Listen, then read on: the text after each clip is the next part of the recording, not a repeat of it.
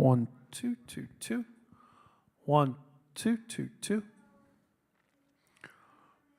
1, 2, 2, 2. 1, 2. You don't have meters here.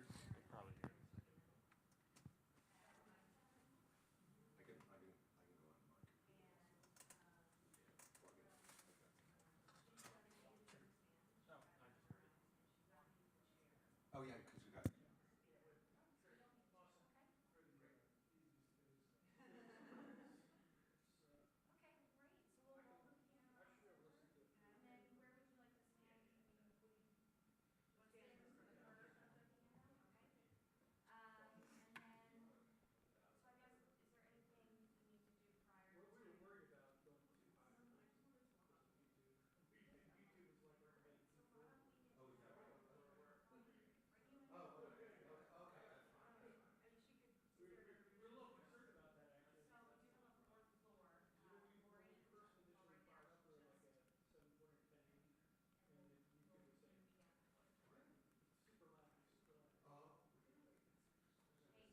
Yes.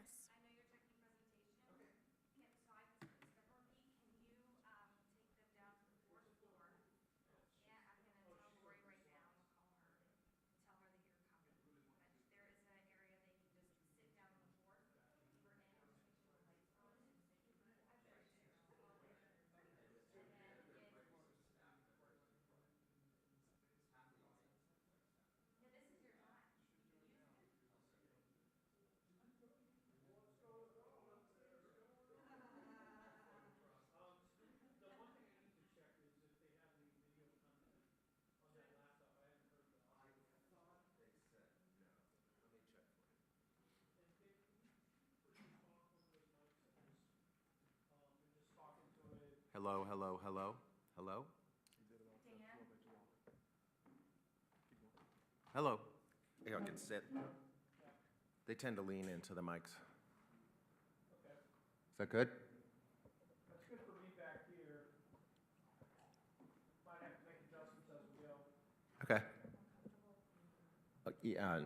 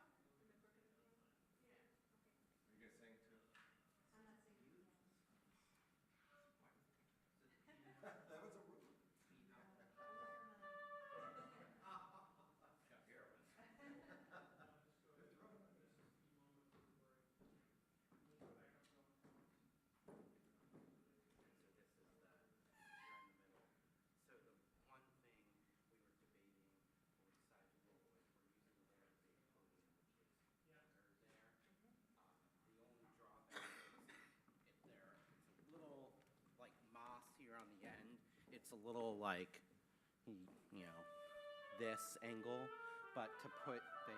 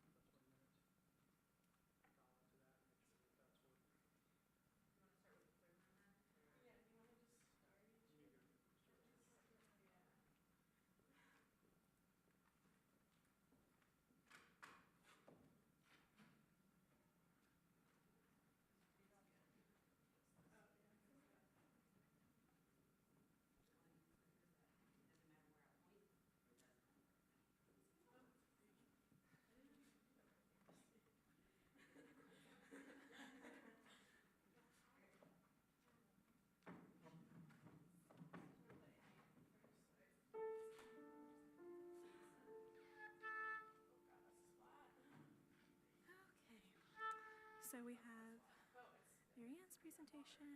Let's just flip through here. Do. Click. And then.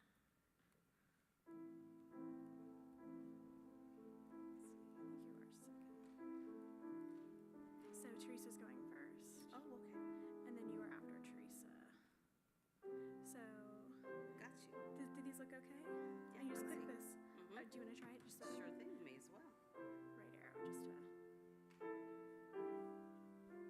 Okay. All right. All right, fabulous. Great. And I'll Let get you it back to the, take that get where it back needs to the go. beginning. Awesome. Well, All just right. have a seat and take a look at my notes. Please. And let me know if I can get you anything. You bet. Are we allowed to have water in here? I think so. Yes. We have extra water bottles over by that chair. We stashed some extra.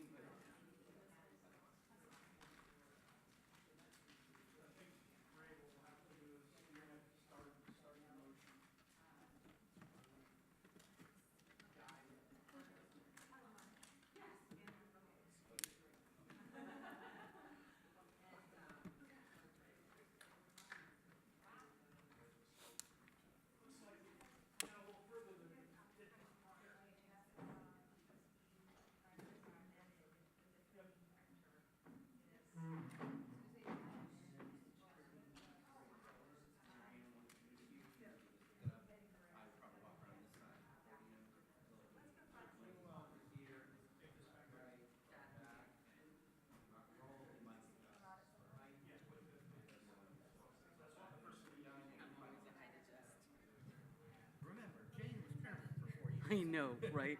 One year at NASA, we got like a step for us, and it was horrible because it made us too tall, and so our paper was way down there. We were kind of abnormally tall. It was kind of funny. We tried. Oh, that's easy. And you can test the mic if you want, or the clicker. And then when you finish, any questions will just only come from the council. Got it. And council will be here. Yeah. Super. That's where we are. All Thanks so righty. much for coming. Absolutely. Are you doing Marion's mom?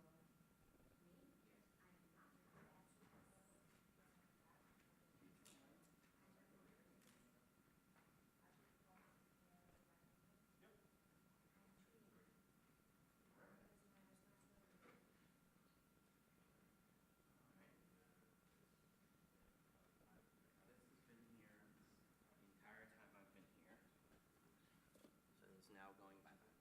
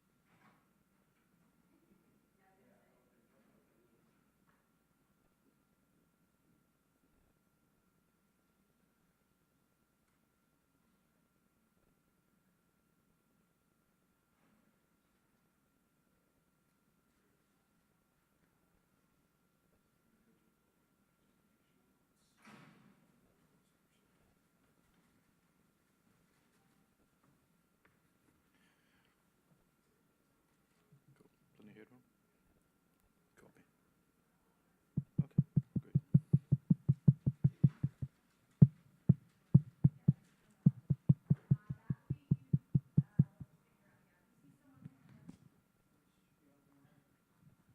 One, two, two, two.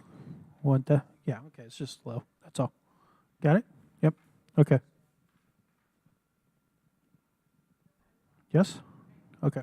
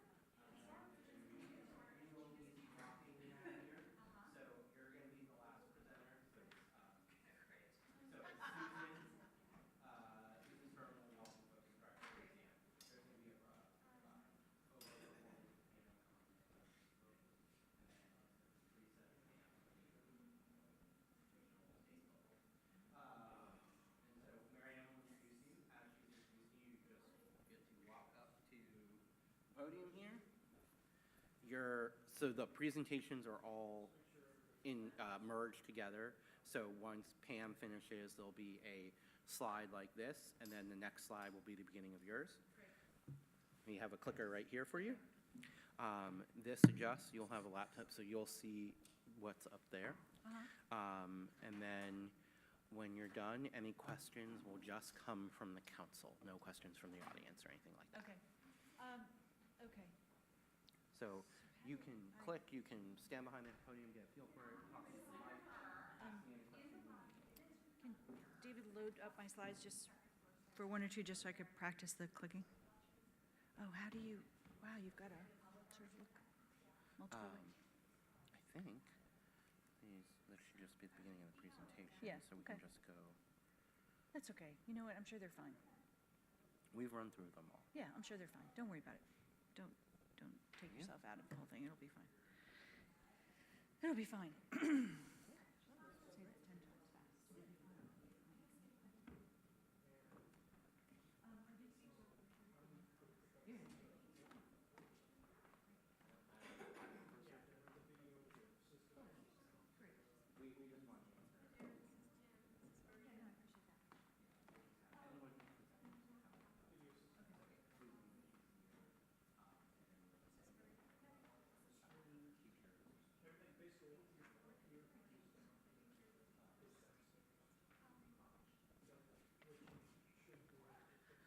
Okay, I just want to, oh, that's good.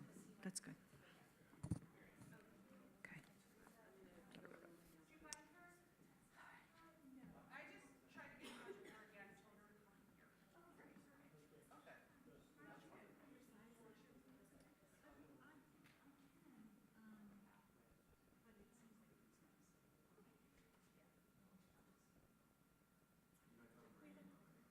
Yeah, I might just show me the clickers. Oh, there's multiple clickers in case somebody walks away with it. That's why. Oh, actually, oh, yeah, there we go. Oh, no, these are, oh, yeah, these are the cases and, Yeah, that's great.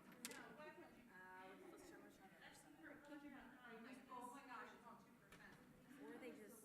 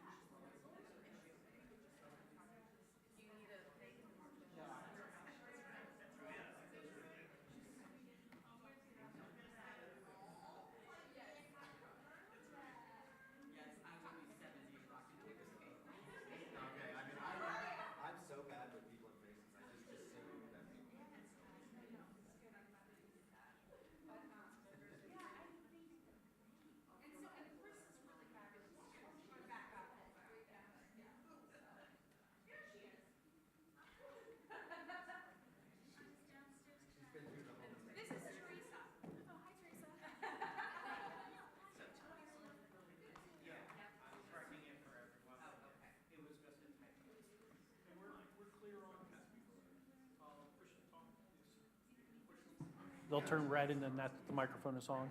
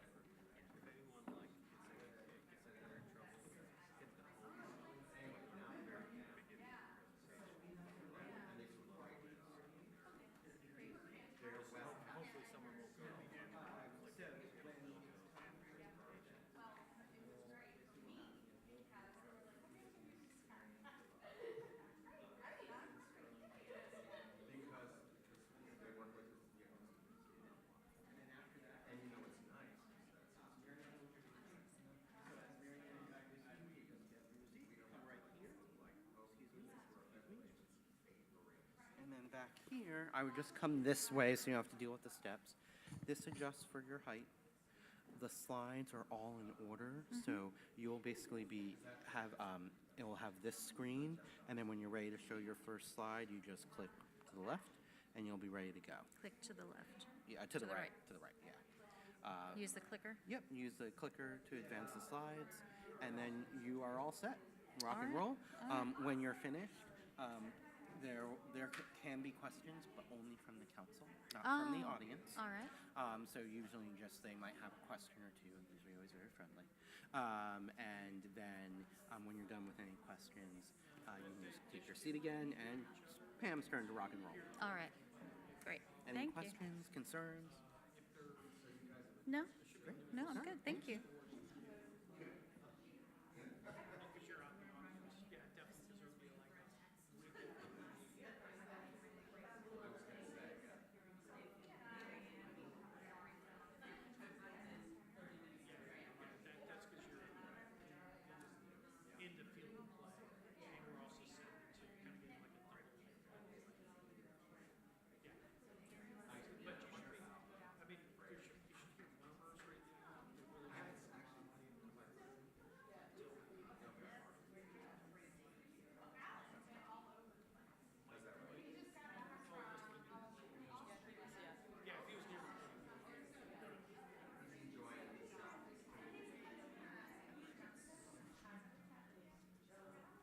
So I'll let you drive the clicker if you'd like.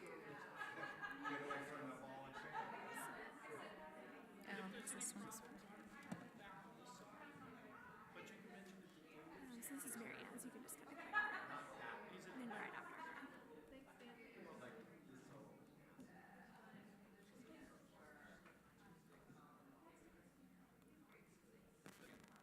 Okay, I'm getting there. And then, yeah, just keep going. Okay. Oh, there we go.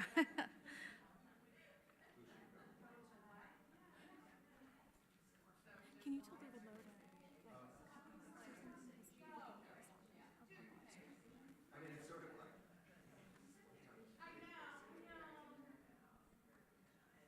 That's it. Yes, they look great. Thank Great. you. Awesome. Let me scroll across the beginning. Awesome. So, Andy is. Andy's texting. Oh, somebody texted you.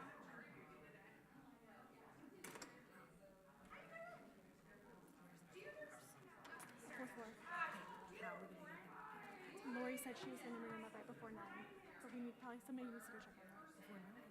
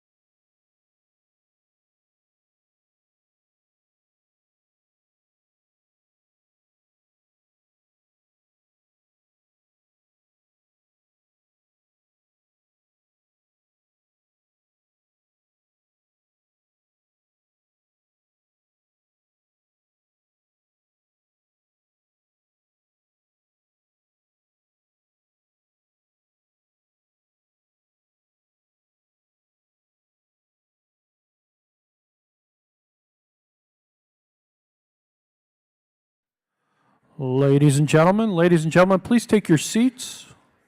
Please take your seats.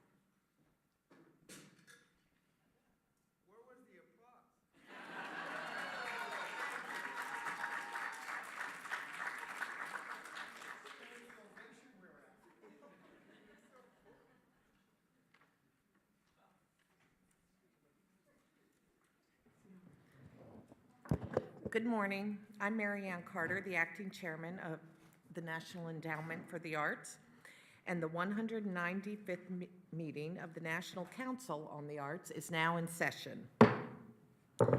I would like to welcome everyone this morning, council members, the National Endowment for the Arts staff, and our host, Susan Fisher-Sterling, and her team here at the National Museum of Women in the Arts. We are honored and thrilled to be meeting in your esteemed institution today. For the record, council members who are present are arts researcher Bruce Carter from Miami Beach, Florida, performer and songwriter Lee Greenwood from Nashville, Tennessee, attorney, musician, and former member of Congress Paul Hodes from Concord, New Hampshire, soon to be from Maine, organic farmer and author Mas Masumoto from Delray, California, visual artist Barbara Ernst Prey from Oyster Bay, New York, dancer, choreographer, and teacher Ronnie Ramaswamy from Minneapolis, Minnesota, and independent curator and consultant Olga Viso, also from Minneapolis, Minnesota. Joining us on the phone this morning are Aaron Dworkin, Emile Kang, Maria Lopez de Leon, and Charlotte Kessler. We regret that council members Deepa Gupta, Maria Rosario Jackson, Rick Lowe, Diane Rodriguez, and Tom Rothman are unable to join us this morning. Before we get down to business, I'd also like to thank Stephanie Stebick, Director of the Smithsonian American Art Museum, for taking council members on a tour yesterday of the No Spectators, the Art of Burning Man exhibit at the Renwick Gallery yesterday. We loved it. Now, may I have a motion to approve the minutes of our June council meeting? So moved. Is there a second? Second. All in favor, please say aye. Aye. Any opposed? Thank you. Now we will move to the council members' votes. I would like to invite Tony Chavot, our Deputy Chairman for Programs and Partnerships, to take us through this section of the meeting. Good morning. We will proceed with the application and guideline sections of the agenda. Voting results will be announced at the end of today's session. The council will vote today on award recommendations totaling more than $33.8 million in 3 funding areas: artworks, literature fellowships, and leadership initiatives. The funding recommendations are found in the corresponding sections of the council book. Your ballots are on the table before you. For your vote to be tallied, you must be present at the time of the motion, discussion, and vote. Council members joining us today via teleconference will email their votes to Kim Jefferson immediately at the conclusion of this part of the meeting. Council members' affiliations have been recorded in the council book and will be attached to your ballots. And each member has been provided an opportunity to update this information prior to the meeting. Before voting, council members should review the list of recommendations and rejections and add to the list provided in your folders any affiliations that are missing. Council members are recorded as not voting on applications with which they are affiliated. This list becomes part of the agency's official record. After brief summaries of the three funding areas, council members will have the opportunity to ask questions and/or discuss the recommendations before voting by ballot. May I have a motion to consider the recommended grants and rejections under artworks, fellowships, and leadership in the council books? Is there a second? Second. Thank you. Now I will summarize the three funding areas on which you will be voting, and then pause for any comments or questions from council members. The Artworks category is the agency's primary category for funding for all arts disciplines and supports four outcomes: the creation of excellent art, public engagement with diverse and excellent art, lifelong learning in the arts, and livability to strengthen communities through the arts. Projects recommended today are the first group of Artworks applications brought to the council this fiscal year. The second half will be considered at the March meeting. In February 2018, the agency received 1,605 eligible applications requesting approximately $78 million in fiscal year 2019 support. Recommended for the council's approval are 973 projects totaling just over $25 million. Grants are recommended to 61% of all the applicants, with amounts ranging from $10,000 to $100,000, and an average grant amount of $25,865. Recommended projects span 15 disciplines and fields and focus primarily on the creation of work and presentation of both new and existing works to American audiences. Creation and presentation take shape in the form of commissions, collaborations, original productions, exhibitions, performances, tours, film festivals, artist residencies, literary publications, art in public places, and services to the fields. Direct grants are recommended to 50 states, the District of Columbia, and Puerto Rico. Are there any comments or questions from the council? Please mark your ballots.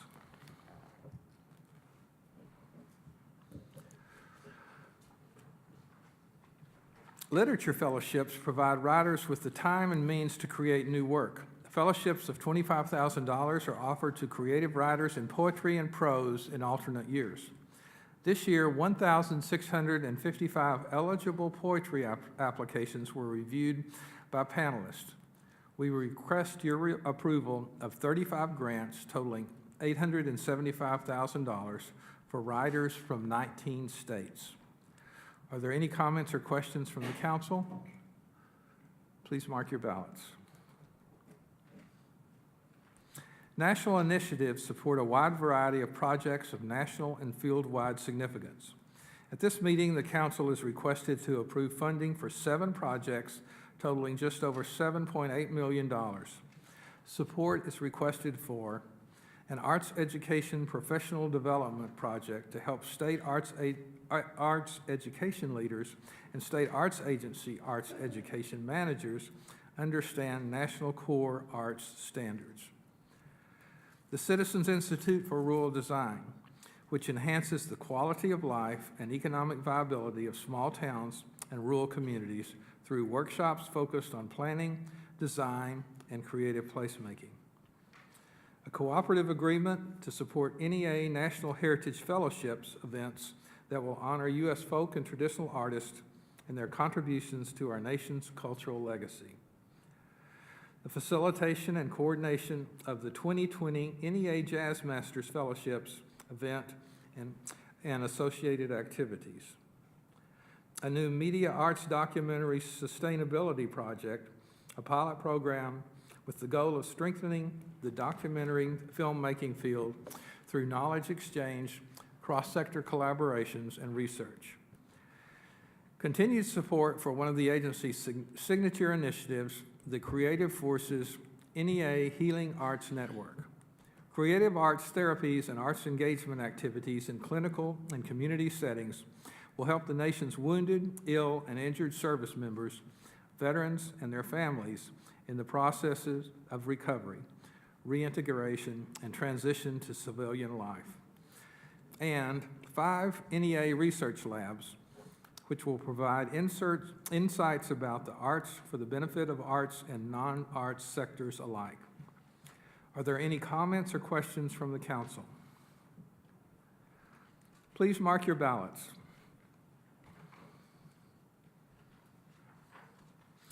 Finally, we will turn to award updates. These grants have been awarded under the chairman's delegated authority and are brought to the council's attention at this meeting, but no vote is necessary. Included are 102 Arts Engagement in American Communities Program grants totaling $1,020,000, 3 interagency agreements, and 3 20% amendments. Thank you.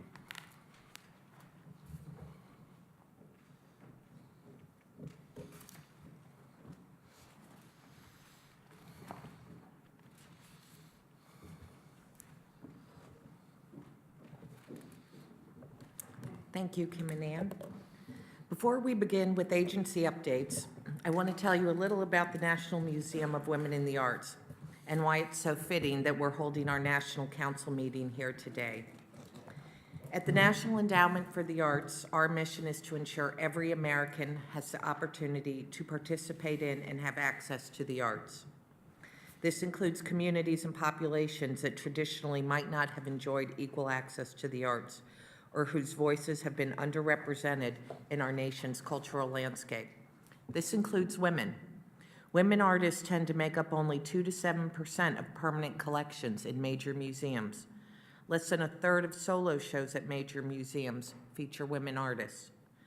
The same goes for gallery shows. Unfortunately, women also remain underrepresented in some of the best-paying artist occupations. For example, only 38% of producers and directors are women, and only 25% of architects are women. And yet, nearly half the artists in the U.S. are women. In fact, more women than men are employed as dancers and choreographers, writers and authors, and specialized design industries such as graphic, interior, and fashion. Additionally, women also act as an economic force in the arts. Of adults who purchase art in a given year, 58% are women. So there is still work to be done. Have we made progress, though? Absolutely. Much of this progress is thanks to advocates like the National Museum of Women in the Arts, which gave women an incredible new platform when it opened its doors in 1987. The museum is tireless in its promotion of women artists and in its mission to educate the field about continued gender disparity. The National Endowment for the Arts is incredibly proud to have supported the National Museum of Women in the Arts since day one. And we will continue to support organizations that ensure the voices of all Americans are honored and celebrated. So thank you again, Susan, who we will be hearing from later, and the National Museum of Women in the Arts for hosting us today. To further celebrate the voices of women, we have changed the guidelines for our Artworks grant category, which will be published this winter. For fiscal year 2020 Artworks grant applications, we are encouraging projects that honor the centennial of women's voting rights in the United States. Specifically, we are interested in the creation and presentation of work that honors the centennial of the 19th Amendment, which granted American women the right to vote. We look forward to seeing how arts organizations across the country choose to celebrate this milestone anniversary. Now I'd like to update you on a few agency highlights that have occurred since June. When we last convened, we had the privilege of gathering in Charleston, West Virginia. It was the first time a National Council on the Arts meeting had been held outside D.C. in decades. It was a very special trip for all of us who participated.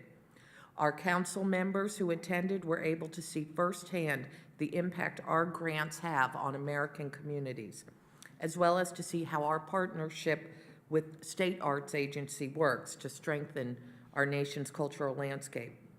We were also able to involve a completely different community to our council meeting, as we had a packed house in West Virginia. That fortified our mission to bring the endowment's work, including our internal decision-making process, to Americans across the country. After the success of our time in West Virginia, we will continue to host our National Council on the Arts meetings outside agency headquarters. Our next council meeting in March 2019 will be held on Capitol Hill, and our June 2019 meeting will be held in Detroit, Michigan, where we'll also conduct site visits throughout the Detroit community. So, I told the council members last night that we were going to go out of state again in June, but I wouldn't tell them where, so they've all been sitting here waiting to hear where we were going. I'd also like to update you on our ongoing disaster recovery efforts. In September, the National Endowment for the Arts hosted the members of FEMA's Community Planning and Capacity Building Team to discuss additional ways that we can coordinate our disaster response efforts. Related to this coordination, Brian Lusher, our Historic Preservation Officer, recently returned from a second 30-day deployment to Puerto Rico, where he once again served as the Cultural Resources Coordinator for FEMA's Natural and Cultural Resources Sector Recovery Support Function, or NCR Sector for short.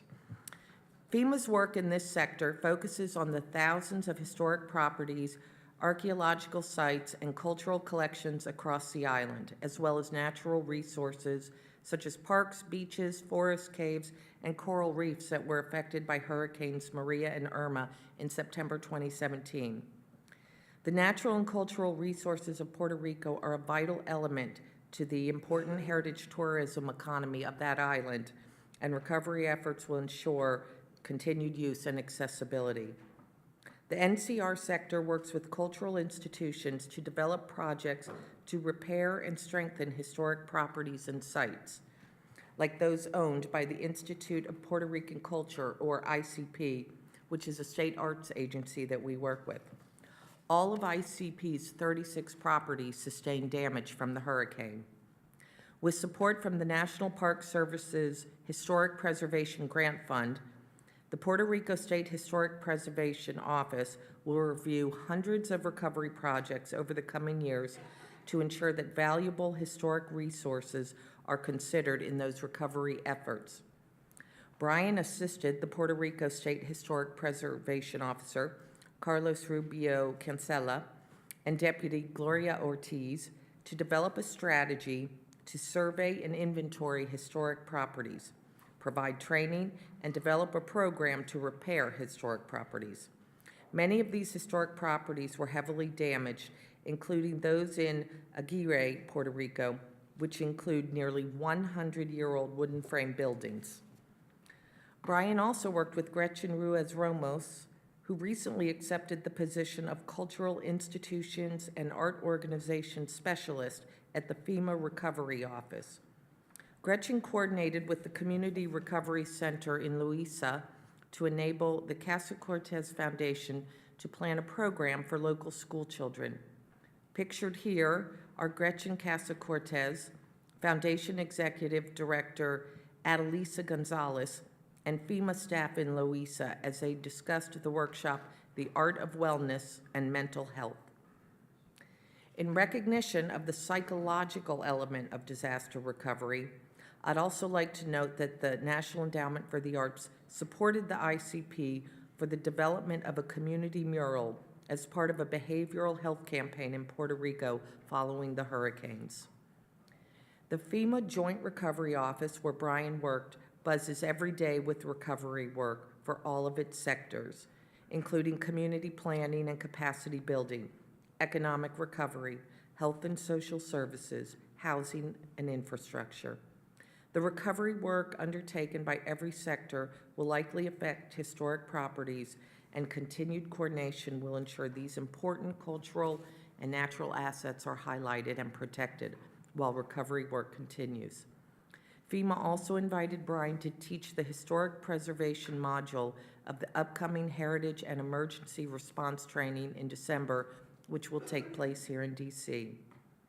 Andy Mathis, our state and regional specialist, will also be heading back to the U.S. Virgin Islands next month to attend the Alliance for Response Forum. There, she'll meet with other cultural workers and emergency response personnel to discuss the continued recovery and future protection of the Virgin Islands' cultural and historic resources. At this time, we are also working with the state arts agencies in areas affected by Hurricanes Florence and Michael to determine how we can best aid the recovery process. I'd also like to walk you through where we are with Creative Forces, our military healing arts network. Creative Forces uses the arts to promote health and wellness in military patients and veterans who have been diagnosed with traumatic brain injury and psychological health conditions, as well as their families and caregivers. At this time, we have 11 clinical sites where military patients experience creative arts therapy as part of their clinical care. As part of our expansion efforts for this initiative, we began to explore how patients could continue to participate in the arts after receiving treatment, or how other service members and veterans could benefit from the arts even though they may not have received clinical care. This exploration began with holding summits in each of the communities where clinical sites are located in partnership with our state arts agencies. We invited local healthcare professionals, military leaders, arts organizations, and policymakers so that we could discover and develop new ways of bringing the arts and military communities together. From conversations that emerged from each of the summits, each community was tasked with developing a demonstration project, usually in partnership with the state art agency. The goal for these projects was that they lead to a better understanding of how community arts engagement can forge a connection to and from clinical care, and that they advance the health and wellness of Creative Forces target populations. The scope of these projects are far-ranging and include projects that increase access to the arts for military patients and their families, expand the network of community arts organizations that serve military populations, provide training to arts providers for how to work effectively, responsibly, and respectfully with military populations with traumatic brain injury. We plan to announce these projects around Veterans Day, so please stay tuned for that. Work also continues on building the online National Resource Center portal, which will provide support for clinical and community stakeholders about how to build capacity for their programs. The portal will also feature content designed to raise the visibility of research publications, community engagement, activities, and other aspects of Creative Forces. In July, we announced our newest class of National Endowment for the Arts Jazz Masters, who represent the highest levels of achievement in jazz.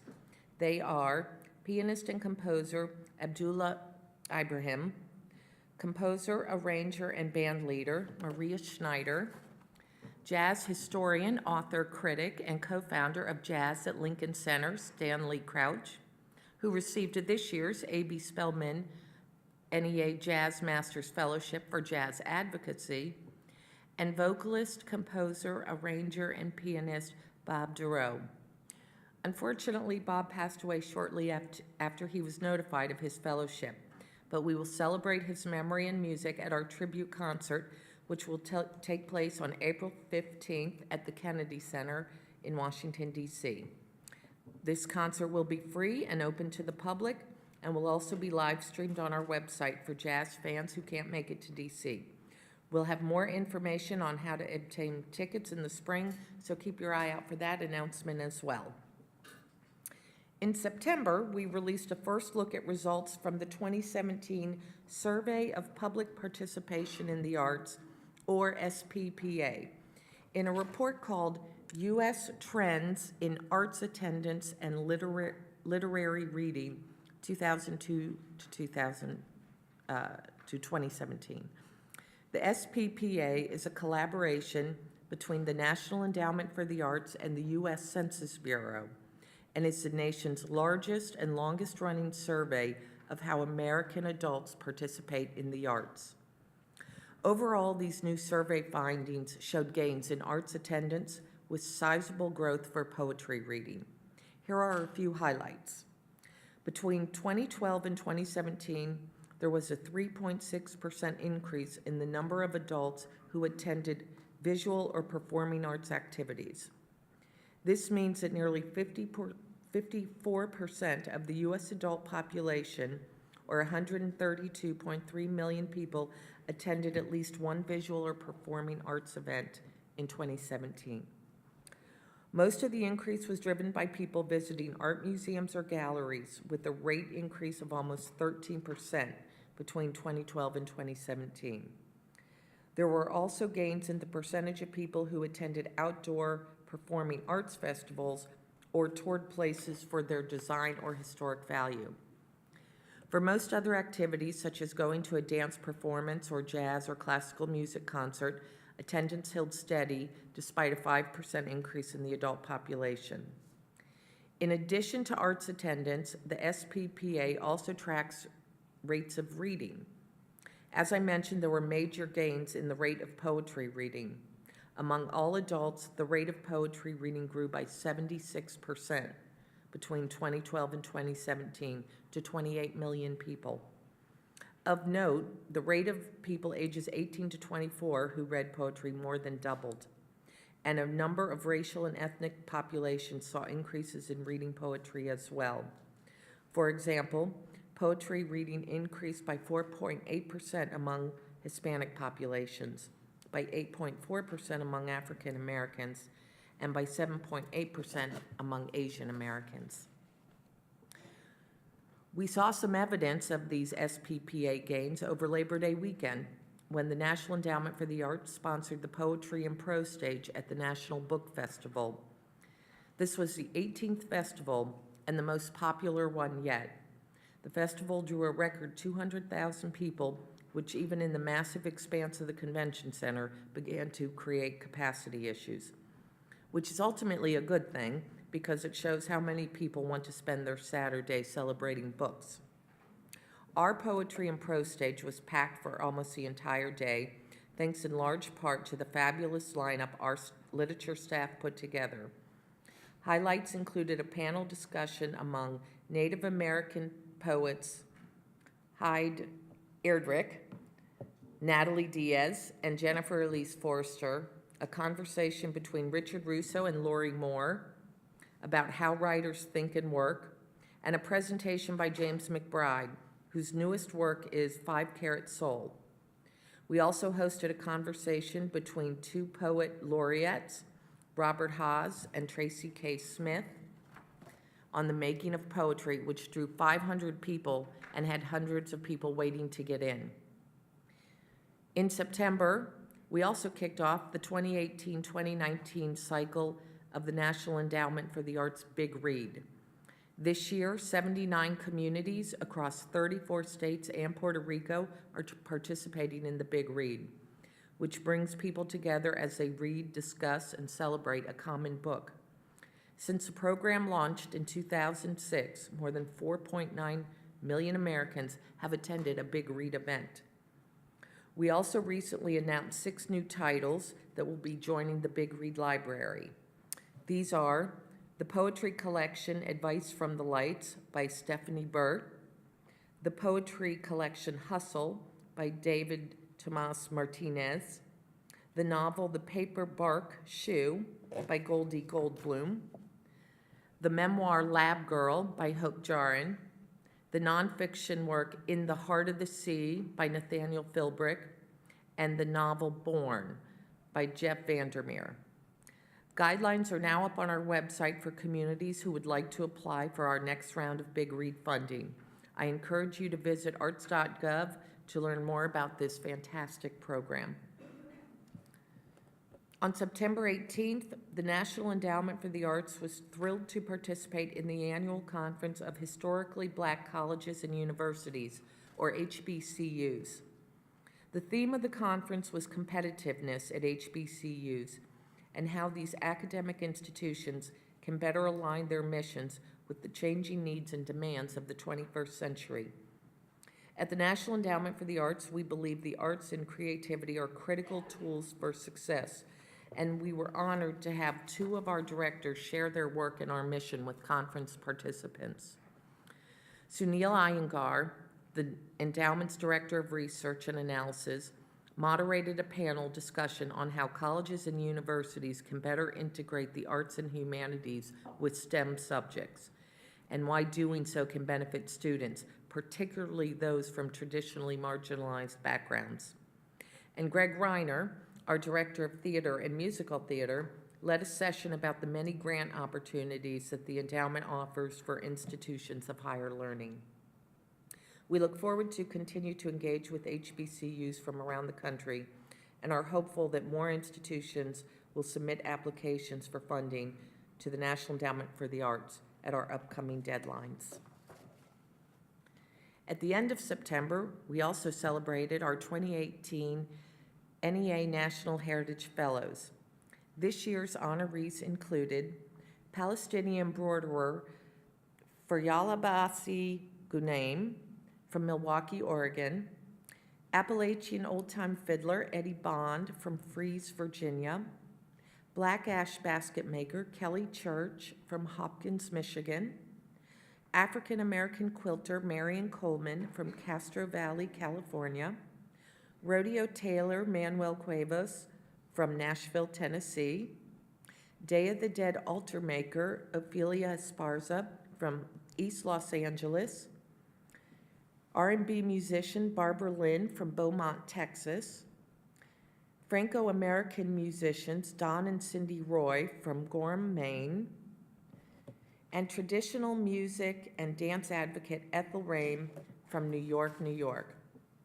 Ethel is this year's recipient of the 2018 Best Lomax Hawes NEA National Heritage Fellowship, which recognizes an individual who has made a significant contribution to the preservation and awareness of cultural heritage. To celebrate these remarkable men and women, we held an awards ceremony and banquet at the Library of Congress on September 26th, followed by a concert Friday evening at the Shakespeare Theater Company's Sidney Harmon Hall. The Mexican Cultural Institute also hosted a reception to honor Manuel Cuevas and Ophelia Esparza, who represent the reach and influence of Mexican-American artists today. We had a great turnout at the concert, and over 1,000 people have watched the archived concert online since then. This concludes the agency updates.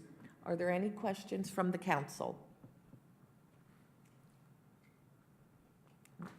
Okay, thank you. Now let's begin our presentations. Our first presenter is our host here, Susan Fisher Sterling, the Alice West Director of the National Museum of Women in the Arts. Susan joined the museum just a year after it opened as an associate curator and steadily moved through the ranks before her appointment as director in 2008.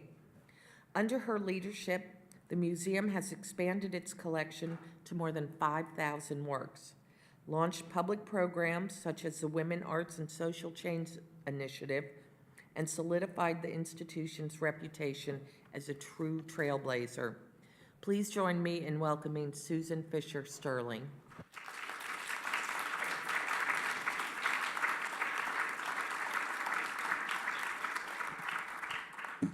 Good morning, and allow me to give praise to the NEA for all that it does across the United States. It's really amazing. I just think it's awesome.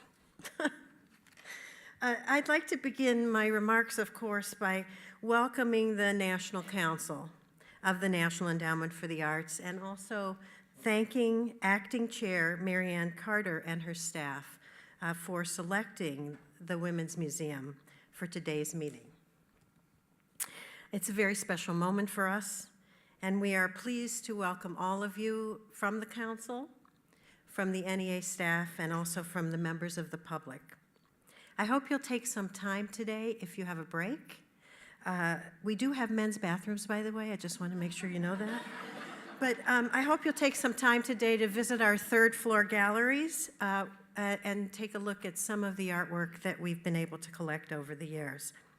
I also wish to thank the NEA for something the agency did 10 years ago that was very important to our work here at the Women's Museum.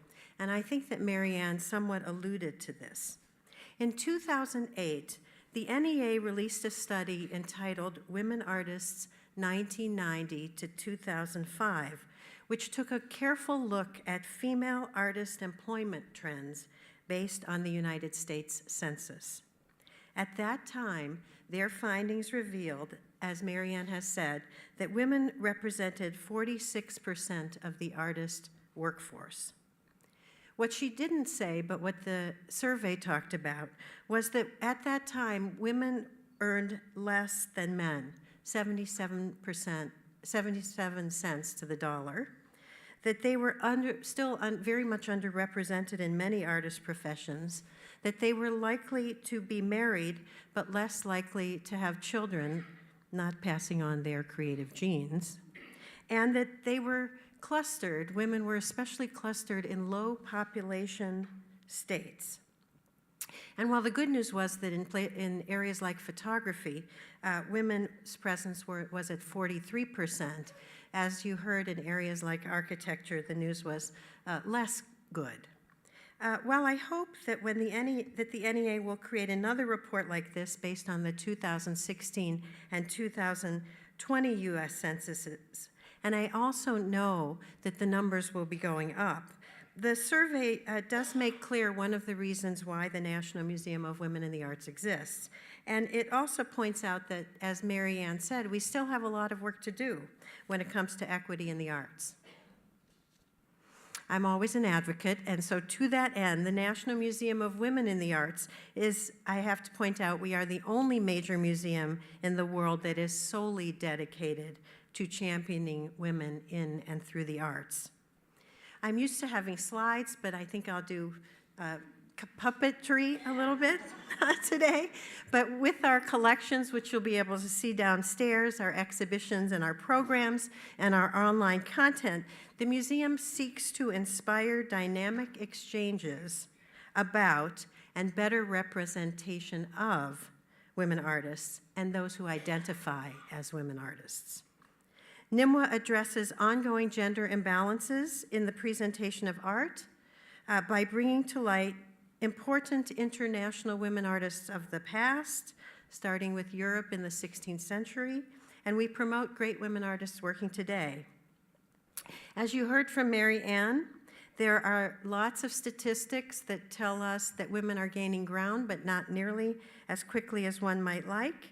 And there is a gap that still needs to be addressed.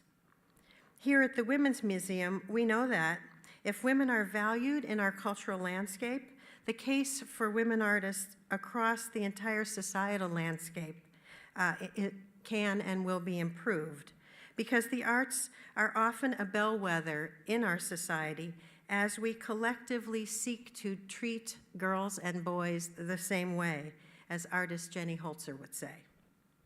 Certainly, there are arts institutions that are doing much better than the overall stats that Mary Ann spoke about, but we should not fool ourselves. The question around equal representation regularly resurfaces because people like us yearn to believe that we are reaching parity at a more rapid rate than we actually are, not just in the art world, but in society in general. 30 years ago today, Mrs. Holliday, our founder, with her husband Wallace, recognized the power of art and the importance of women in the arts and in the world. Mrs. Holliday saw things differently. For a patrician woman, she knew that reinserting women into art history and championing contemporary artists was going against the grain and was going to be controversial. But in the wake of the women's movement, she wanted to create and bring women artists into the mainstream. And our museum, as she created it, signaled a major societal and cultural shift in our thinking.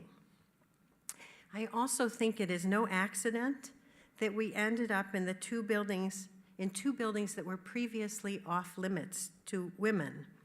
Our main building used to be DC's Masonic headquarters, and the Kasser wing, in which some of you had breakfast this morning, was a porno parlor called the Brown Bagger. Yeah. Yeah, so I feel that it is especially wonderful to repurpose these traditionally male spaces that were forbidden to women into a wedge-shaped building for women in the arts pointed directly at Treasury and the White House. Our institution's proximity to the halls of power also has been a plus. Barbara Bush, when she was wife of the vice president, cut the ribbon when we opened this main building. Hillary Clinton cut the ribbon on our Kasser wing. George W. Bush signed the Afghan Women and Children's Relief Act in the museum's Great Hall, and Barack Obama was a frequent guest. Nearly every president and first lady, as well as vice presidents and members of Congress, as well as agencies, have been part of the life of the museum. Thankfully, we have received a steady flow of grants from the National Endowment for the Arts to help us in our work. For exhibitions, including, to name a few, Carrie Mae Weems' first major museum survey, Royalist to Romantics, 18th Century French Women Artists, and most recently our 30th anniversary contemporary exhibition titled Revival, which I hope some of you were able to see.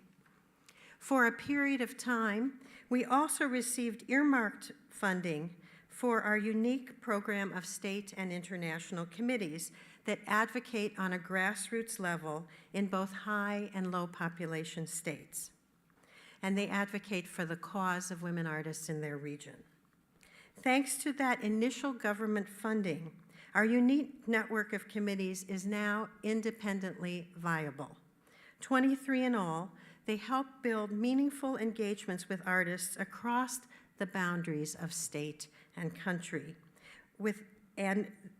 These committees have been our partners for our very successful triennial Women to Watch, which introduces the public to new trends in contemporary art where women lead and excel. As a private nonprofit, we are supported by a $60 million endowment. We did it the hard way, 770 individual donors, and we own our 2 buildings free and clear. Our FY19 budget is $11.3 million. 74% of that funding goes to programming. There are 3 programs I'd like to mention briefly that I am especially starry-eyed about now. The Women Arts and Social Change Initiative, which is 4 years old, it took me a while. The idea is older, but it took me a while to find the funding for this project. But it is a series of public programs that we have been doing that explicitly champion women and the arts as catalysts for change, especially as it impacts women and girls. There is the second program is our hashtag 5WomenArtists digital outreach campaign, which won the 2017 AAM Muse Award. And we host that every March to celebrate Women's History Month. Last year, a huge community participated, 520 museums, art libraries, and galleries from all 7 continents, including the Antarctica Art Center. The third thing I'd like to point out to you is the thematic reinstallation of our collection. So I hope you'll see it today, and then I hope you'll come back in January to see it when we install it again. Not only does this approach using thematic topics break the stranglehold of historical chronology that shortchanges the work of women and people of color, it also elucidates and stakes out new territory where women have helped to drive the artistic discourse, especially today. Summing up, I am often asked, what will happen to the Women's Museum when women achieve equal representation in the art world? And my response is, I actually hope to live to see that day. In the arts as well as in society as a whole. But even when that day comes and parity is achieved, and I think my other museum colleagues like Thelma Golden at the Studio Museum or at the Museo del Barrio will say that our museums will always have a place in this world, culturally specific, or in my case, gender specific, because there will always be great women artists for us to show and an illustrious history for us to tell, a history that we are helping to create. Thank you. Thank you for the opportunity. And now I have a fundraising call, but I'll be back.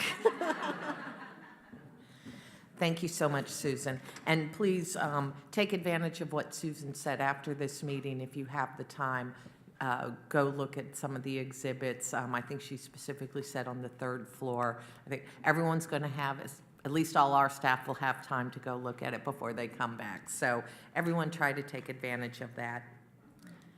Before our next presentation, it is my great honor to introduce the DC Youth Orchestra. A National Endowment for the Arts grantee, the DC Youth Orchestra is open to all students in Washington, D.C., regardless of neighborhood, school, socioeconomic status, or ability. Through high-quality ensemble training, the orchestra instills students with a sense of discipline and focus, qualities that go on to assist children in and outside of the classroom. Every semester, the DC Youth Orchestra serves 600 students, and more than 50,000 students have been touched by the organization since it was founded in 1960. Please give it up for the DC Youth Orchestra.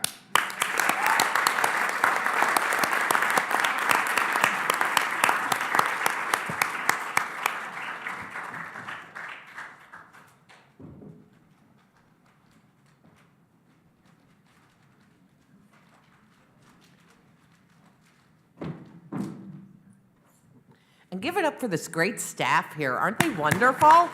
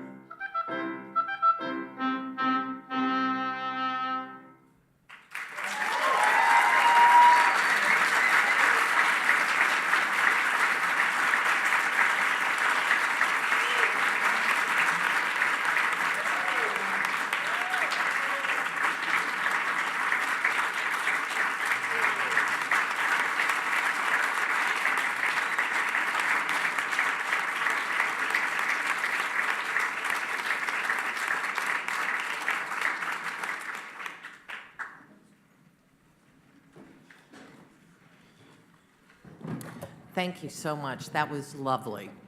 Really, really lovely.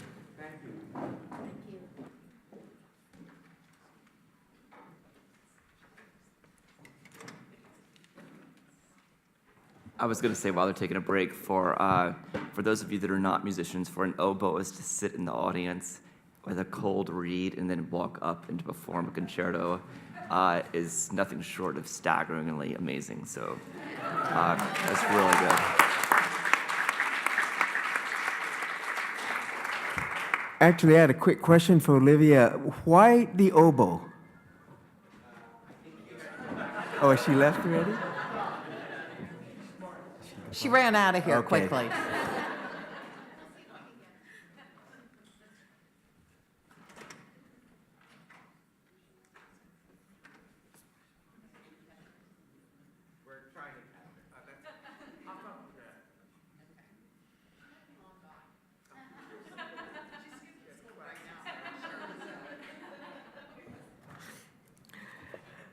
Okay, well, we will keep moving forward.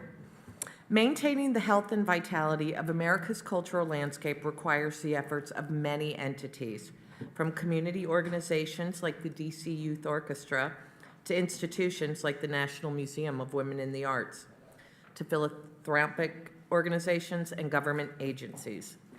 These efforts are most impactful when they are coordinated and when resources, goals, and strategies are shared for mutual benefit. Our next three presenters are all here to highlight the incredibly strong partnerships between the federal, regional, state, and local levels. We at the National Endowment for the Arts are so thankful for these amazing partners and wanted to give this broader audience a better idea of how we all work together. With this in mind, I'd like to introduce Teresa Colvin, Executive Director of the Mid-Atlantic Arts Foundation. Based in Baltimore, Maryland, Mid-Atlantic Arts Foundation works to strengthen the arts in Delaware, D.C., Maryland, New Jersey, New York, Pennsylvania, and the U.S. Virgin Islands, Virginia, and West Virginia. They are one of 6 regional arts organizations that partners with the National Endowment for the Arts. Mid-Atlantic Arts Foundation also serves as the lead administrator on several of our initiatives, including Poetry Out Loud and Southern Exposure, which brings performing arts groups from South America to perform in the U.S. I want to just also note, Teresa's been in this job a little over a year now, I think, and literally in that short time, she has just proven to be such an amazing and trusted friend and partner. So thank you, Teresa. Please join me in welcoming Teresa Colvin.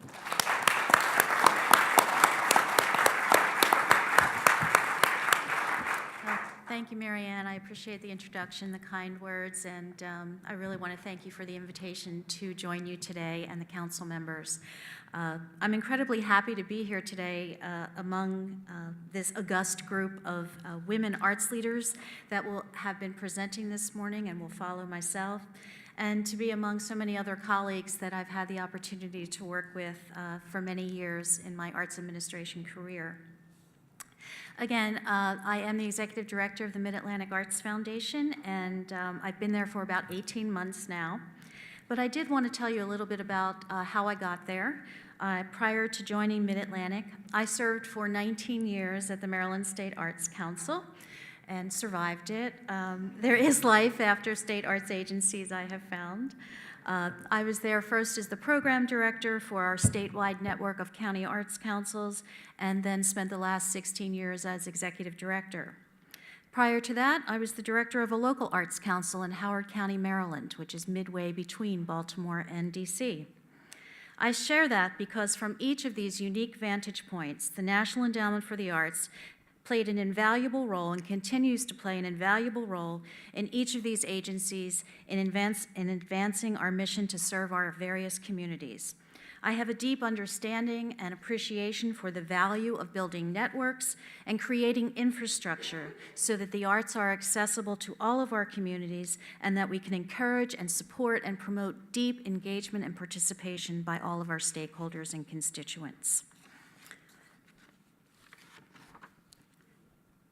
Okay, so now I'm trying to do this two things at once here. The Mid-Atlantic Arts Foundation was established in 1979, and as Marianne said, we are one of 6 regionals. There are 3 organizations on the East Coast, 2 in the Midwest, and 1 in the West. The NEA actually began to encourage the establishment of regionals in 1973. States worked together to form the 6 regional organizations with the goal of creating programs that could be managed in a cost-effective manner on a multi-state basis. And the RAOs, regional arts organizations, have had a history of delivering national programs on behalf of the National Endowment and in partnership with the National Endowment for the Arts. We work closely with our state and jurisdictional partners that again include Delaware, DC, Maryland, New Jersey, New York, Pennsylvania, Virginia, West Virginia, and the U.S. Virgin Islands. Our mission is to develop partnerships and programs that enhance artists' capacity to create and present work, and to again advance access and participation in the arts. As you can imagine, the Mid-Atlantic is an extremely diverse region. There are large rural areas within the region and major metropolitan centers. We are also home to some of the world's most renowned arts institutions and home to hundreds of community organizations that work to improve the quality of life in their communities through the arts. We are a private nonprofit 501c3, and we receive both public and private support, not the least of which is NEA funding through the Partnership Division. Those funds are leveraged with partnership contributions from our state arts agencies, along with other corporate and foundation support, as well as individual donors. We currently have a budget close to $4 million, and you can compare that to our first budget, which was $143,000. So we've grown quite a bit. In addition, Mid-Atlantic has key cooperative agreements with the NEA that support international programs and the production of the national finals of the Poetry Out Loud competition. But an integral part of our work is our close relationship with our state arts agency partners in the region and the benefits that we provide back to the states through our various programs. Just to give you a quick snapshot of the impact of our various programs, this past year, almost 300,000 people were reached through our programs with more than 2,000 artists participating. Mid-Atlantic awarded close to 400 grants. Our first year of operation, we gave out 4. So the scope of our programs, again, are not only regional, but national and international as well. MAF has remained flexible in designing and administering programs in order to ensure that the diverse group of states benefits equitably from our initiatives. And over the years, each of the RIOs has evolved its own specialties and its own program emphases. Some regionals, like Mid-Atlantic, are pretty much totally focused on programming for arts organizations and artists within our region. Some are more focused on providing technical and research services to their member states. And this is really a reflection of the specific area of the country being served, the needs of the state arts agencies and the constituencies in those regions, and also the way that the states themselves have decided to work together for their own benefit. All of the RIOs offer performing arts touring support with funds provided by the National Endowment for the Arts, and this is one area of programming that has remained constant over the years. And while the vehicle for supporting the presentation of the performing arts varies from region to region, all of us do it under the umbrella of the NEA Regional Touring Program. Mid-Atlantic has always been program-focused rather than focused on services that it might provide. This is based in large part on the sophistication and the actual state arts agencies in the region and how our work can complement what they are already doing. We offer programs that serve both arts organizations and individual artists. One of our core programs, core touring programs, is supported again by the NEA Regional Touring Funds, provides funding to presenters in our region who book artists from an annually curated roster, including dance, music, theater, and other performing arts. For the upcoming year, the roster presents a group of accomplished touring artists that's strong in gender and ethnic diversity. All artists, with the exception of one group, are either comprised of entirely female artists or are led by female artists. Another one of our key signature touring programs is Arts Connect. This somewhat varies in that a consortium of presenters gets together and decides on an artist that they would like to bring into their communities for an extended stay, and they complement performances and enhance them with community engagement activities. We also have a number of network and affinity groups that we have put together in order to advance specific genres, specifically in jazz. We have a jazz touring network that is a presenter-based membership program that provides support for professional development opportunities as well as performance fee subsidies for the jazz artists that participate in the tours.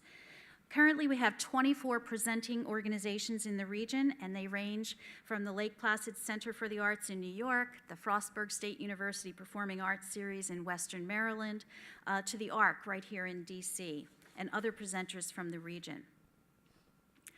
One of the newest initiatives that we've just piloted is we've just launched our Folk and Traditional Arts Touring Network, and I really want to give a shout out to Cliff Murphy and Cheryl Shealy and the team that have really helped guide us in developing this new touring program. One of our strategic goals is really to reestablish Mid-Atlantic's leadership role when it comes to folk and traditional arts in our particular region. So again, this is a membership-based program where members apply to be part of the network and then receive support for tours that come through the region, and we are working with the National Council for Traditional Arts to identify the artists and the tours that will be made available for presenters. So we're very jazzed about that, and we're very grateful for the support, again, through the regional touring program that makes that possible. We also tour independent American films and filmmakers to communities across the Mid-Atlantic region through our on-screen in-person program. Each year, 6 films, along with the filmmakers, travel through, again, a network of presenters that have applied to be part of the program. To help us basically achieve equity within our state partners, we also offer special presenters initiatives in Delaware, DC, and the Virgin Islands, along with West Virginia. And then, of course, we come to one of the outstanding programs of the Mid-Atlantic Arts Foundation, and I think one of the best examples of the partnership that's made possible through relationships with the National Endowment for the Arts and regional arts organizations. Back in 2005, there was an international program, one of a few, that was about to dissolve. And at that time, Mid-Atlantic Arts Foundation had a strategic goal to begin work in the international arena. The NEA, under Penny Ojeda, also wanted to continue investing in international support for artists abroad from the United States. And together, Mid-Atlantic and the NEA joined forces and created what is now the U.S. Artist International Program. And again, we are entering the 13th year of this program, and it's with the continued investment of the NEA. Mid-Atlantic has secured funding from the Andrew W. Mellon Foundation, the Trust for Mutual Understanding, and the Howard Gilman Foundation, and many, many others. It supports performances by U.S. artists at significant international festivals and performing arts marketplaces outside the United States. USAI plays an important role in the funding ecosystem as the standard bearer for international performance. While there are some more focused funding opportunities, USAI stands alone as the single broad-based source of support for international performances by USA artists. And the sector has increasingly come to rely on USAI as other philanthropic support of international exchange has been reduced or cut. We are committed to the presence of U.S. artists on world stages, and we aim to extend the reach and the impact of professional artists dependent on touring for their continued sustainability and livelihood. We have recently completed a comprehensive evaluation of the program and will be implementing both short and long-term changes to the program to enhance it, to build a pipeline, and to extend its reach to other artists and ensembles across the country. Again, I just think it's a great example of how the great minds at NEA working with regionals and others to support program initiations and take a leadership role. Southern Exposure is another partnership program between Mid-Atlantic and the National Endowment for the Arts that brings contemporary and traditional performing arts from Latin America to audiences across the United States. These are for engagements in communities that have very little access to this kind of work. And as Marianne mentioned, we're also very proud to be the producer of the National Finals of Poetry Out Loud in partnership with the NEA and the Poetry Foundation. And I also want to mention that our Director of External Affairs and the person who's in charge of all things POL at the Mid-Atlantic, Karen Newell, is with us here today. So thank you, Karen. Mid-Atlantic also administers state fellowships for individual artists. And we also annually award a Living Legacy Jazz Award. Just last week, we honored Toshiko Akiyoshi at the Kennedy Center. That was followed by a concert by last year's recipient of the Jazz Award, Odine Pope. Some of the newer initiatives that we are working on, a brand new Appalachian Folk and Traditional Arts program. We've already begun work on an 18-month survey and planning project in the Appalachian regions of Virginia, West Virginia, and Ohio that will lead to the development of a program that again will extend the understanding, recognition, and practice of folk and traditional arts that are present in Central Appalachia. This initiative is funded by the Margaret A. Cargill Philanthropies. And the final new initiative I wanted to just point out is I want to give a shout out to our colleagues at South Arts. Under their leadership, the National Jazz Road Project has launched. It's an initiative to support jazz artists throughout the United States through expanded touring opportunities and other technical assistance. And South Arts, along with all of the regionals, are working on this program, and it's supported by the Andrew W. Mellon Foundation, Doris Duke Foundation, and it's just a great example, again, of how collaboratively we work with each other within the regional arts organizations. So with that, I will just say thank you very much for listening, and again, thank you for the invitation to be here today. Happy to answer any questions. Thank you, Teresa. Are there any questions for Teresa from the council? I have a question. Teresa, thank you very much for the work that you do, especially with all the regional organizations. Question, when in your region you're dominated by large, very sophisticated urban areas, how do you balance that with the rural areas that you serve? Well, I have to say that most of our programs, if you look at where our grant dollars go and our grants that we deliver, 80% of them go to underserved areas. So those are rural areas, those outside of cities, and most of the members of our networks that we support are in Reading, Pennsylvania, Millersville, Pennsylvania, much smaller towns. But we do, of course, have a great number of artists in New York City, and participation by those artists in programs such as the international program is actually much higher than those from other parts of the more rural areas, but that's something we're hoping to work on. Oh, very good. And I liked your photo of the dance group that you had up there. So. Oh. I'm nothing if not politic, right? Thanks very much. Okay.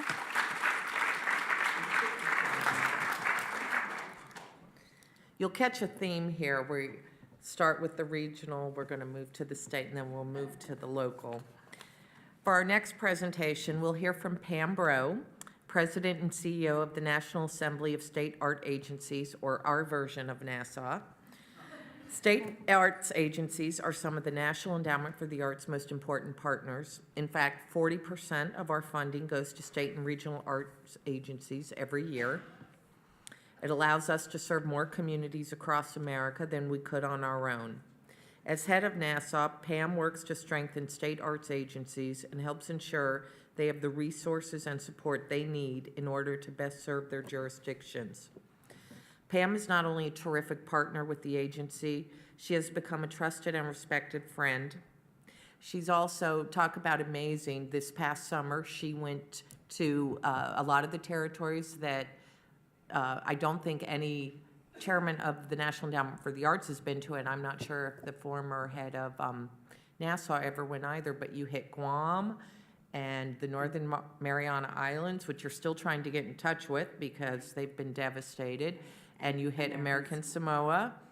So good for you. Good for you for doing that and establishing those relationships. And we're not sure on the Northern Mariana Islands now, but every territory has committed to come to Baltimore next week, and that's the first time ever also. So tell us more about NASA and your work. Please welcome Pam Bro. Thank you. Good morning, everybody. Happy Friday. Thanks so much for the invitation to be here to tell you a bit about NASA and the federal-state partnership. A couple more words about NASA. Thanks for the intro, Madam Chairman.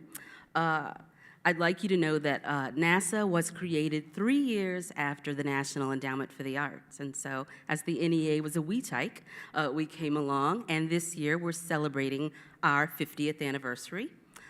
All 56 states and jurisdictions are members of NASA, and we serve them in a couple of key ways. First, we represent them here in DC, certainly with Congress, with federal agencies that, of course, include the endowment, as well as with the national partners, both inside and outside the arts community. We also provide state and jurisdictional arts agencies with a pretty big buffet of knowledge services, like research, conferences, and highly customized assistance. So there's not a question a state arts agency can ask us that we're not going to try to figure out the answer to, as customized as we can be. And so we also bring the agencies together as a learning community, because it's really clear that when they come together, they benefit greatly by learning from each other. So not just from NASA, but amongst the agencies as a cohort themselves.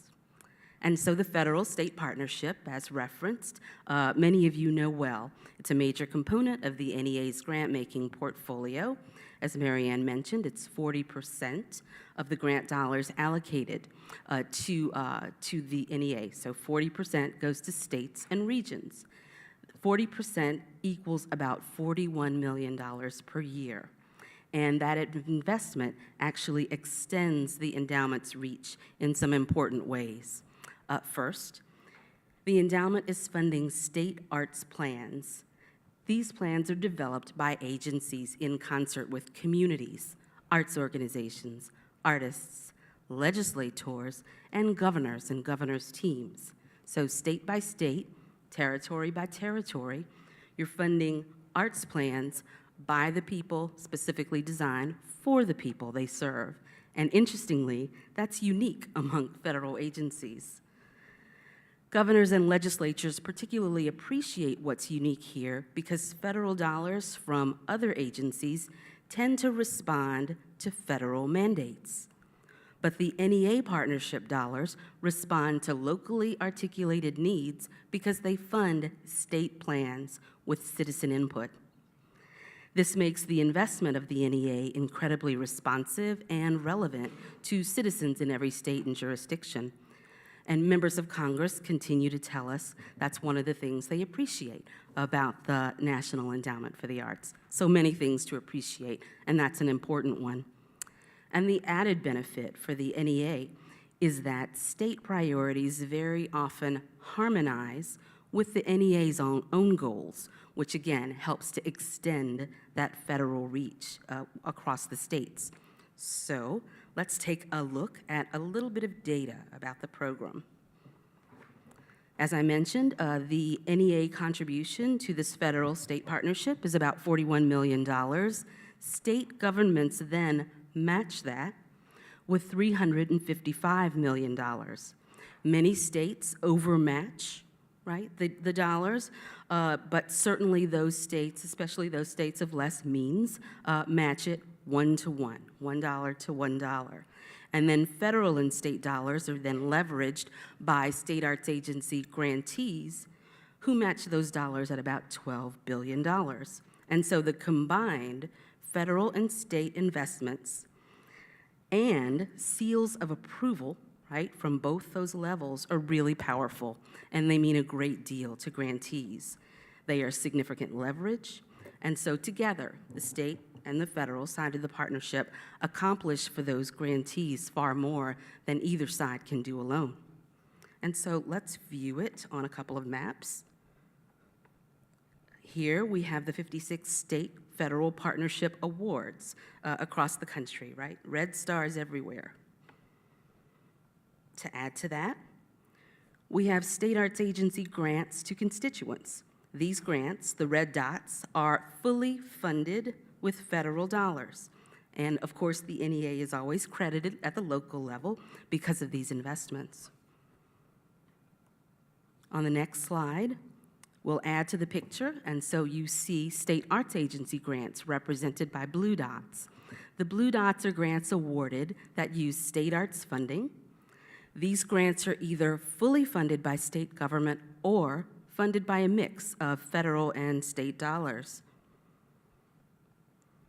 And in yellow, we'll now add project activity locations.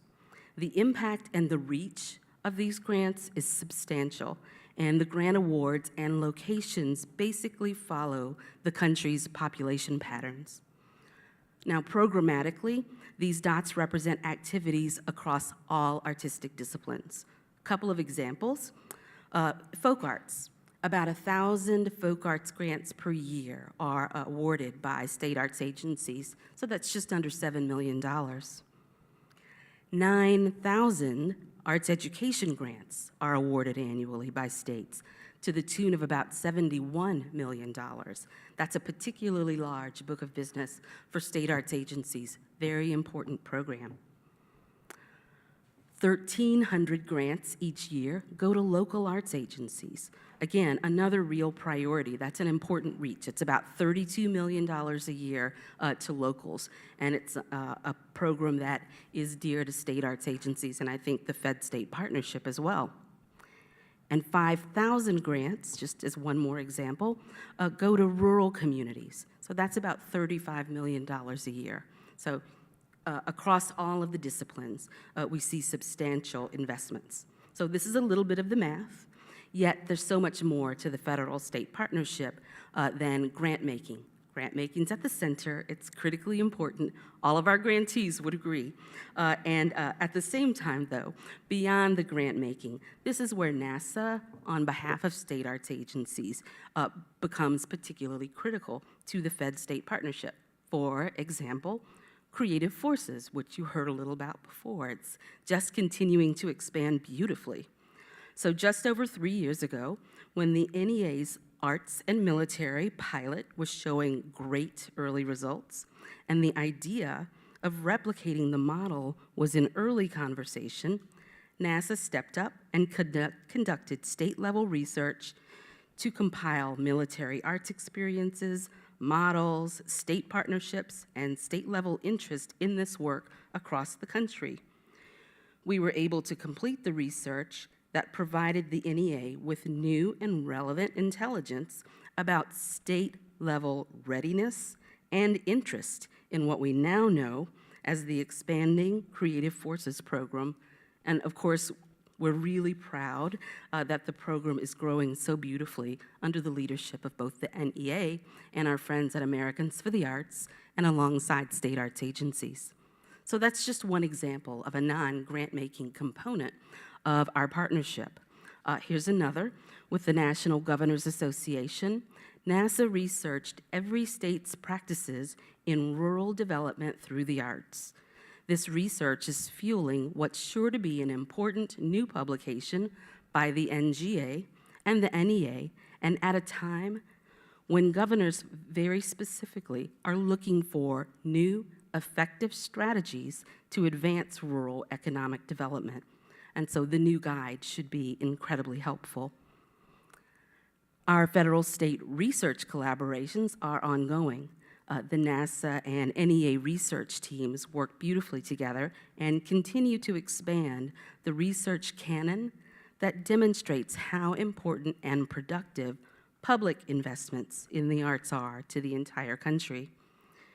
Research is a NASA superpower, incidentally. It's one I'm particularly proud of our team for, and it undergirds so much of what we do.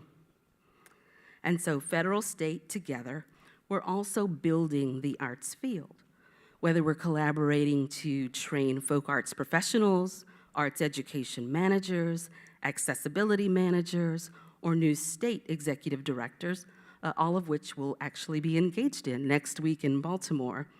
These professionals are more and better prepared to take on their work all across the country because of the strong partnership.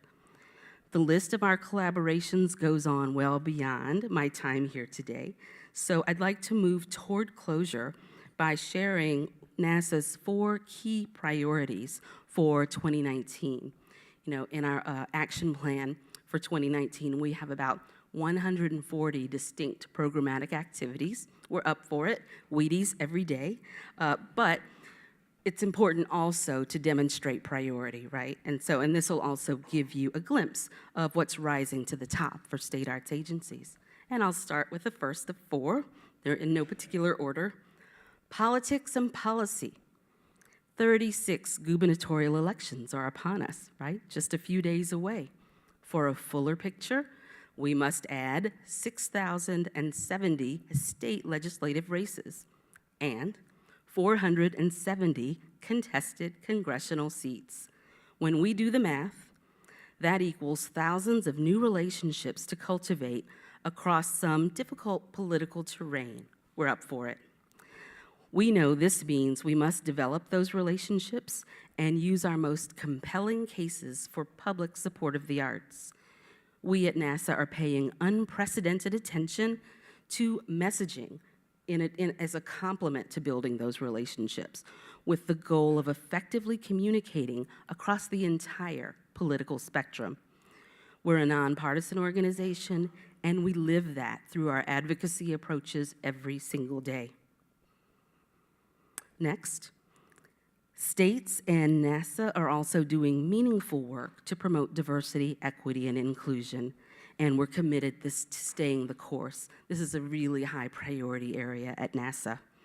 Advancing equity in grant making, along with advancing diversity, equity, and inclusion in all we do at NASA and at state arts agencies has been a top goal for us and a deep dive goal for the last 3 years. And for the foreseeable future. And so through this work, we work with states and we work with thought leaders to develop tools, provide training, and each day lead by example as we advance this work. For us, this signifies a DNA change, and it's one we fully embrace along this journey as we continue to move the work forward. Leadership transitions is also on our minds a great deal these days because we're seeing record levels of executive turnover among state arts agencies. And with newly elected governors coming into the mix, they'll soon be making appointments to boards and commissions. And so that's huge for 2019 for us, and we stand ready to welcome them all, orient them all, provide training to ensure that these new leaders are ready for the job and up to the work ahead through that public sector lens of their service, again, equipping them so that they succeed. And the final of those 4 top-line priorities is about state arts agency innovation. States are finding fresh ways to serve the public. That's really important. And they want and need increased thought leadership here. And so it's NASA's job to help them innovate within the confines of state government. Yes, it is possible. Yes, they do it. We'll do it more and better. We're also emphasizing in this work cross-sector collaboration as one of many keys to move beyond the standard business model for state arts agency work. And with that, I'd like to thank the council and the entire team at the NEA for your partnership and for what we're all doing together on behalf of the entire country. We're all members of the choir here, singing of the need, America's need, for the arts. We know these needs, and we've seen all the arts can do and does each day to respond to those needs. But it's always important to remember to help others see this too, whether we're talking about elected officials or a member of the general public. And so today I have shared a handout that does a couple of things. Side A gives you a glimpse of the maps you just saw, and side B contains a little bit of our current messaging that articulates why public funding of the arts is so important for America. You know, we have a large paper that does this, and we also have to be able to articulate it at a moment's notice and in a moment, and in the most compelling ways. And so side B of the handout is an example of how we are doing that. You know, the message there is concise intentionally, and we've worked on it to really help us advance our work in expressing ownership of the public benefits of the arts, because I don't think we do that enough within our industry, and that's why you see sections on that page that include owning the fact that American ingenuity is being driven by the arts, and America's well-being is being fostered by the arts. And so I hope you find a bit of this language helpful. We do, and it helps us speak to new audiences as well as across the political aisle in some effective ways. And so thank you very much for your time today.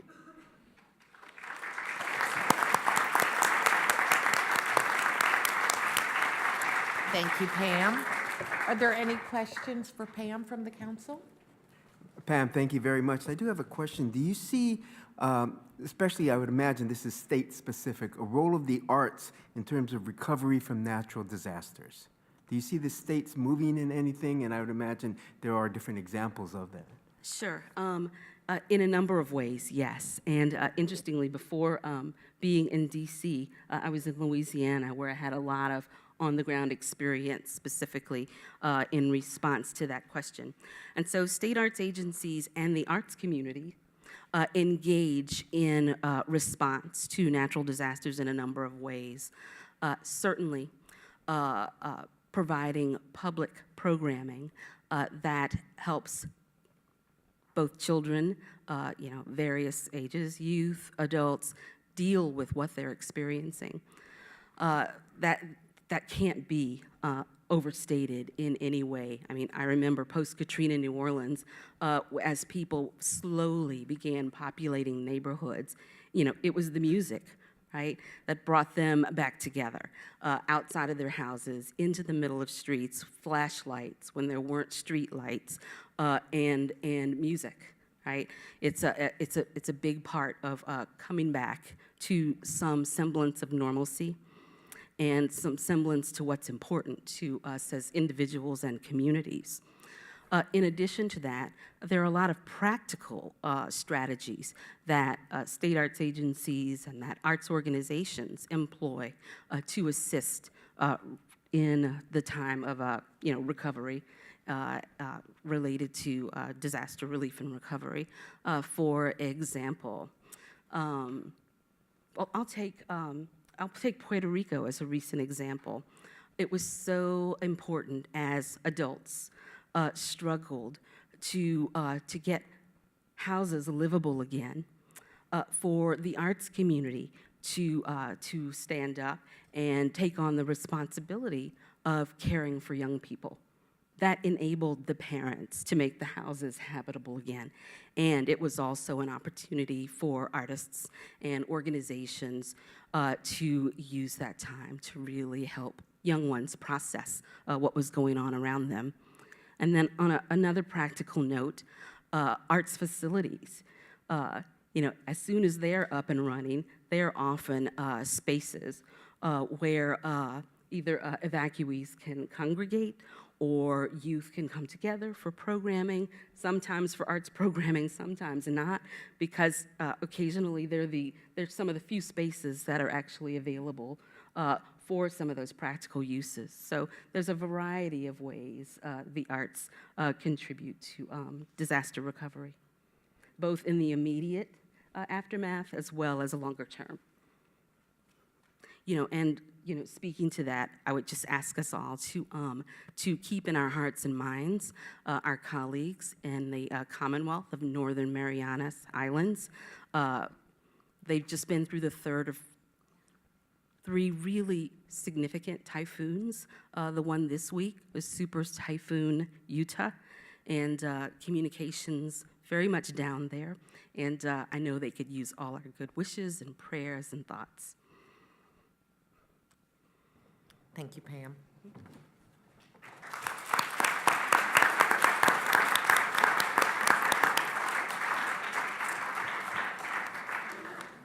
our final presentation, we'll hear from Mara Walker.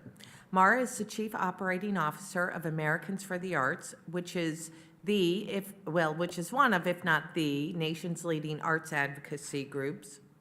In all that they do, whether it's research, policy development, or hosting annual events like Arts Advocacy Days, Americans for the Arts seeks to build awareness and support for the many ways the arts can benefit our lives and our communities.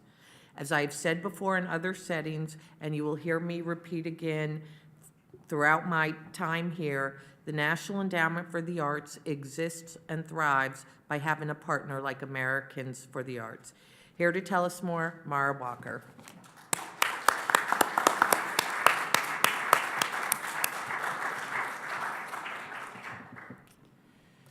Good morning. Good morning, National Council for the Arts members and Marianne and National Endowment for the Arts staff, my friends, colleagues, everybody. Thank you so much for being here this morning. I am Mara Walker. I am a native New Yorker who speaks too fast, so I apologize for that up front. I am the Chief Operating Officer of Americans for the Arts, and I'm really honored to be here in this setting today to talk about how strategic partnerships are critical to the passage of pro-arts policy at the local, state, and federal levels. I'm particularly proud to be here with Teresa and Pam, who are such amazing change agents, and Susan when she returns. So Americans for the Arts believes that when an informed base of decision makers are provided with great data and case studies, they are able to become advocates to address pro-arts policies. They drive pro-arts policy. So that means we're working on an informed base of decision makers. We're providing them with case studies and statistical data. That makes them great advocates, and that leads to pro-arts policy. So how do we do this? To inform these leaders, what we do is we provide them with research like our Arts and Economic Prosperity Study and our new Social Impact Explorer. We provide them with professional development through over 200 conferences like Arts Advocacy Day. We do visibility programming like our NPR campaign or targeted op-eds. We do it with partnerships that I'll talk about in a moment, and we do it through public and private sector advocacy, all to get pro-arts policy on issues like taxes or arts education or public art passed. So we don't do it alone. We don't do it alone. We have held a firm belief that in order to accomplish this work, we must do it in partnership with others. When we were formed over 60 years ago today, we were on the front line with colleague organizations to help adopt the resolutions that got the National Endowment for the Arts passed. So we have been great partners with the National Endowment for the Arts for years. It's one of our most cherished partnerships. It's led to a large number of initiatives that have helped provide services to our local arts agency leaders. Those are in areas like public art with our Public Art Resource Center, emerging leader programs that help provide professional development to our pipeline of young professionals, our statewide advocacy work like our state education pilot program that the NEA was a part of, communicating across the country, and so many other initiatives that have helped serve local arts agencies throughout the country. So the one I think that we are most excited about currently is the one that Marianne spoke about today, which is the Creative Forces Project. I want to thank Bill O'Brien, who's in the audience, who's been a tremendous partner and leader in this initiative. This has made sure that there are creative arts therapists and bases across the country. The telehealth program ensures that our nation's veterans and service members are able to get this therapeutic tools wherever they are. There's the summits and research that is making sure that stakeholders are getting information on this important program. And so we're very, very proud of this partnership and thank the NEA so much for entrusting a lot of this work to us. Now, Americans for the Arts is engaged with about 150 such partners, so I'm glad to take a moment to go into depth on every single one of those. No, I'm just kidding. But I am going to go through a few just to illustrate, I think, the impact of these relationships. So I'm going to start first with the fact that arts organizations have about 60% of their dollars coming through earned income, but they really count on public and private sector support in order for their continuance.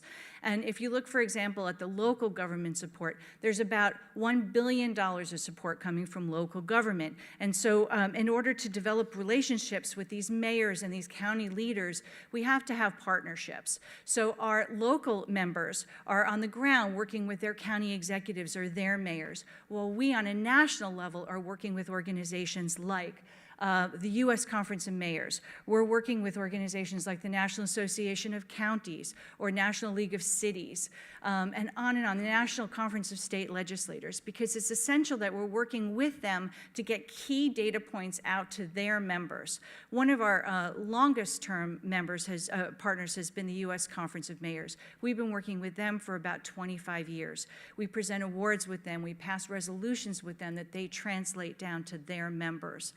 The U.S. Conference of Mayors has been a critical partner on a number of fronts, and as a result of that partnership, we know that mayors have elevated arts leaders to cabinet positions in places like Boston and Philadelphia. They have adopted new % for public art programs in hundreds of cities, specifically small and mid-sized cities like Rochester, Minnesota, or Honolulu. They've created economic impact studies in the performing arts centers in Mesa, Carmel, and Pembroke Pines. And they've created cultural districts in cities like Houston, Santa Barbara, Providence, Orlando, and St. Louis. And this is because the U.S. Conference of Mayors really believes in the arts and continues to translate information down to those communities and work with those mayors. The National Association of Counties is also one of our primary partners. We've been working with them for over 20 years. In fact, we serve on their Arts and Culture Commission. So they came to us a couple years ago wanting to create a new initiative called Creative Counties, in which we work with them to bring together county leaders, arts leaders, business leaders, and other community leaders, sometimes for the first time, to address really key issues that are happening in that community. Now, similarly, we have to work with private sector. So we have a number of key partners there to help corporations and foundations understand that the arts can be very key to their business goals, their bottom line. So there we work with the Conference Board, CECP, the Council on Foundations, Independent Sector, Grant Makers for the Arts, Grant Makers for Education, and on and on. The Conference Board is probably one of our strongest partners. We've been working with them for a long time, over a decade, started in 2008 with the Ready to Innovate research, which some of you may know. This research was done with business leaders and indicated that the number one thing they were looking for in their staff and leadership was creativity, and therefore wanted to partner with us to help their business leaders understand how the arts could drive that creativity. Now, today we've got good news. Private sector giving to the arts is up. Art sponsorship have climbed to their highest level. There'll be about $1 billion in 2018. That was $800 million in 2008, so we have grown considerably. We know this because of a survey of business leaders that we do in partnership with the Conference Board called Business Contributions to the Arts. Now, this survey shows that 70% of companies believe the arts improve the quality of life in their community. 53% believe the arts stimulate creative thinking and problem solving. They also cited that the arts help them reach their diversity, equity, and inclusion goals. So as a result of our work together, we see the arts are enjoying broad private sector support, which is great. We've seen businesses like energy company Phillips 66, which has prioritized the arts in Houston as part of their commitment to building civic life there. They offer free music classes facilitated by the Houston Symphony, and they're in partnership with the Children's Museum of Houston to commission an artist to advance literacy through the arts there. Now, our own Bob Lynch is on the board of Independent Sector, which is the national organization to help bridge the social sector. We work with them, we've worked with them for a number of years, and now they recognize the role of the arts in storytelling and advocacy and how critical that is to achieving their goals. Bob chairs their policy committee, in which we are working together now to understand how the new tax bill will have an impact on charitable giving. So, We recognize that these partnerships are critical, and if you look on a community level, there are many other sectors that exist in a community. These could be health, environment, and transportation. And Americans for the Arts has just launched our Social Impact Explorer. This is an online tool in which an arts organization can go online and find out how the arts are partnering with their health authorities or their transportation authorities or housing, and they can get fact sheets so they can walk into these new environments with case studies and statistics to help them forge these new partnerships and relationships. So we therefore conduct partnerships with community sector and community-oriented organizations. These can include organizations like Transportation for America, NeighborWorks, PolicyLink, the National Alliance of Community Economic Development Organizations, Urban League, and so many organizations that are focused on building better communities. We work with them, again, to help them understand that the arts can be part of their strategy. For example, we are working with NeighborWorks. NeighborWorks is a data-based organization, but they have not ever had an arts module. We are helping them form an arts module so that arts organizations can assess and evaluate the impact of the work that they are doing. Business leaders, elected officials want to know the ROI on their investment in the arts, and this new tool is going to help them do just that. And our final strategic partnership strategy that I want to mention, of course, is the arts. So we work with over 90 arts organizations throughout the country, such as Pam's organization, Teresa's organization. One of the premier opportunities we do that is to work with these arts organizations to create the handbook on the for Arts Advocacy Day, where we have policies in here on taxes, on international exchange, on net neutrality that can translate out to conversations we're having with elected officials throughout the year. And it's a key partnership where it's probably the only time we all come together to agree on key issues. And finally, another example for that is since 2012, we have been involved with the National Coalition for Core Arts Standards and have chaired efforts to grow adoption of volunteer state arts education policies at the K through 12 level. As a result of the work we've all done together, these arts education standards have been adopted in over 30 states across the country. So while we know at Americans for the Arts that these partnerships are key and essential to getting pro-arts policies passed, we also know that it's happening in local communities across the country. So from our LAA profile, or local arts agency profile, we know that over 70% of local arts agencies are involved in partnerships, whether it's with their school districts or their economic development corporations or with their chambers of commerce. They are all involved in these partnerships. In fact, 73% of them are involved in multiple ones at one time. Maud Lyon, who many of you know, run the Philadelphia Arts Organization there, and she did a survey of the arts organizations, and as a result of that survey, to see which ones are exploring relationships with our Social Impact Explorer subjects, and they now have identified over 1,000 partnerships that are happening in Philadelphia alone. It's a core strategy. It's one that works. So I want to thank you all for your continued partnership with Americans for the Arts. Again, working with the National Endowment for the Arts to support these policies at the local level has been key and essential to advancing the arts across America. Working with public sector, private sector, community-based, and arts-based partnerships, I think has been a key strategy to helping us accomplish so much together. So thank you all so much. Thank you, Mara. Are there any questions for Mara from the council? Yeah, I actually do have a question. Mara, thank you for talking fast, by the way. Question, what do you see as the future opportunity looking forward for advocacy? And long-term looking forward, not just next year or something like that. Could it be technology, private enterprise, new philanthropy? Where do you see the greatest opportunity for advocacy for the arts? Oh, it's in so many of the places you've just mentioned. We've been working with a number of foundations this year to support advocacy efforts where they didn't realize that they could before get involved in decision-maker education. That really has been key. technology has enabled citizen members to be able to get activated in advocacy in greater numbers than ever before, because they're so easily, readily able to just press a button and communicate with their elected officials. So that's been going. I think one of the biggest issues with advocacy is to enable us to bridge the divide that's happening in this country, so that we are all arguing for pro-arts policy regardless of what side of the aisle you're on. We are seeing more bipartisan support for the arts than ever these days, and it's really been quite gratifying. So I think the answer to your question is yes, all of those things are true, and all of those will advance advocacy going forward. Thank you.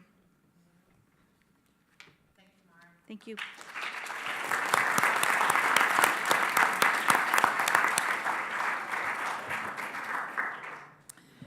And thank you, all of you, again. I felt it was only fitting, since our meeting last March was all men, that we had one that was all women, so.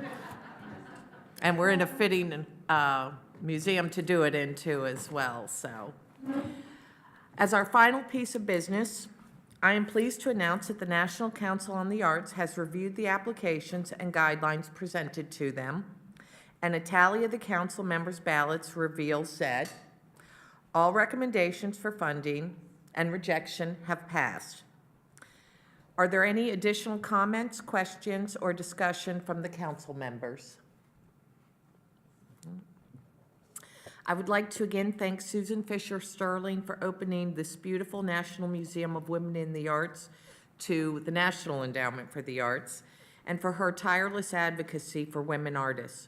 On behalf of the agency, thank you for working to ensure that every woman knows she has a place in the arts. Susan has graciously invited everyone in attendance today to explore the galleries free of charge, so I hope you'll take the time to enjoy this wonderful collection. The 195th meeting of the National Council on the Arts is now adjourned.